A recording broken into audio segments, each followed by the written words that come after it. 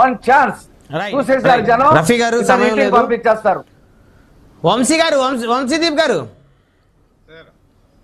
ఏదైతే హనుమంత్ రెడ్డి గారు ఒక మాట దుకాణం బంద్ అంటున్నారు రఫీ గారు.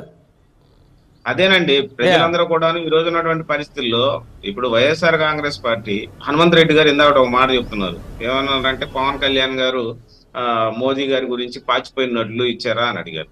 ఎస్, దేనికోసం అన్నారండి ఆ మాట? ఆయన స్వప్రయోజనాల కోసమా, లేకపోతే పవన్ కళ్యాణ్ గారు వాళ్ళ తమ్ముడునో అన్ననో ఏదైనా హత్య కేసులోనో ముద్దాయిగా నిందితుడు కాపాడుకోవడానికి వాళ్ళతో కయ్యం పెట్టుకున్నాడా, లేకపోతే దేనికోసం అన్నాడండి? రాష్ట్రానికి ప్రత్యేక హోదా ఇవ్వనందువల్ల, రాష్ట్రానికి ప్రత్యేక హోదా ఇవ్వట్లేదనే ఉద్దేశంతో మేము ఏదైతే ఎన్డీఏలో కూటమిలో మేము భాగస్వామ్య పక్షంగా భారతీయ జనతా పార్టీ కూటమితో కలిసి పవన్ కళ్యాణ్ గారు ముందుకు వెళ్ళడం జరిగిందో, ఆ రోజున మీరు ఇస్తున్నటువంటి ఎన్నికల హామీ ఏదైతే మీరు ఆ రోజున చేయని పక్షంలో రాష్ట్రానికి మీరు ఏ విధమైన మేలు చేకూరుస్తారు, ప్రత్యేక హోదా ఇవ్వని పక్షంలో ప్రత్యేక ప్యాకేజ్ ద్వారా మాకు ఏదైనా ప్రత్యేక హోదా ఏది అనే ఉద్దేశంతో భారతీయ జనతా పార్టీని ఆ రోజున విమర్శించడం జరిగింది. అదే అంటే కేవలం రాష్ట్ర ప్రయోజనాల కోసమే ఆ రోజైనా ఈ రోజైనా పవన్ కళ్యాణ్ గారు నిలబడి ఉన్నారండి, కట్టుబడి ఉన్నారు. ఇందాక మళ్ళీ ఇంకొక మాట చెప్తున్నానండి, ఇదే బొత్స సత్యనారాయణ గారు ఉన్నారు అసెంబ్లీ సాక్షిగా.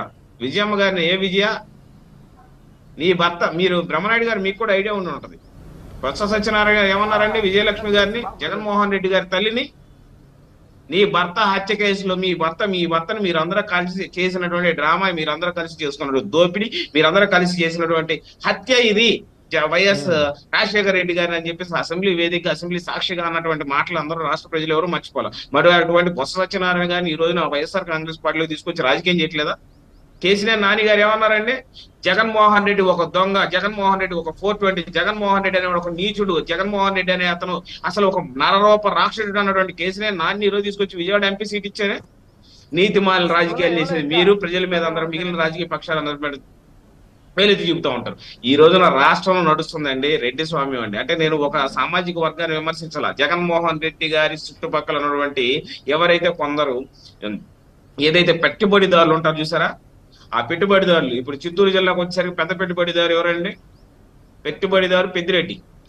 నెల్లూరు జిల్లాకు వచ్చేసరికి విజయసాయి రెడ్డి, ప్రకాశం జిల్లాకు వచ్చేసరికి చెవిరెడ్డి భాస్కర్ రెడ్డి, ఇటు పక్కనకు వచ్చేసరికి కర్నూలు కడపకు వచ్చేసరికి సజ్జల రామకృష్ణారెడ్డి, మిథున్ రెడ్డి వచ్చేసి ఈ కృష్ణా జిల్లా నుంచి ఈస్ట్ టు వెస్ట్.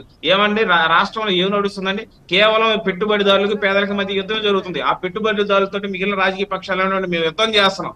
ఒక క్రిమినల్ తోటి clean, mister clean versus mister criminal. Pawan Kalyan గారు అనేటువంటి ఏదైతే ఒక తెల్ల పేపర్ ఉందో మిస్టర్ క్లీన్, ఒక mister clean versus mister 420, mister clean versus mister criminal తోటి జరగబోయే యుద్ధం జరగబోతుందండి. రాష్ట్ర ప్రజలందరూ కూడా ఈ రోజు గమనిస్తున్నారు. మీరు రచ్చబండ దగ్గరికి వెళ్ళండి, బయట ఏదైనా లిక్విడ్ షాప్, టీ షాప్ దగ్గరికి వెళ్ళండి, రాష్ట్ర ప్రజలందరూ కూడా మాట్లాడుకునేటువంటి పరిస్థితి అది. జగన్మోహన్ రెడ్డికి ఒక అవకాశం అని మనం ఇచ్చాం. ఈ రోజు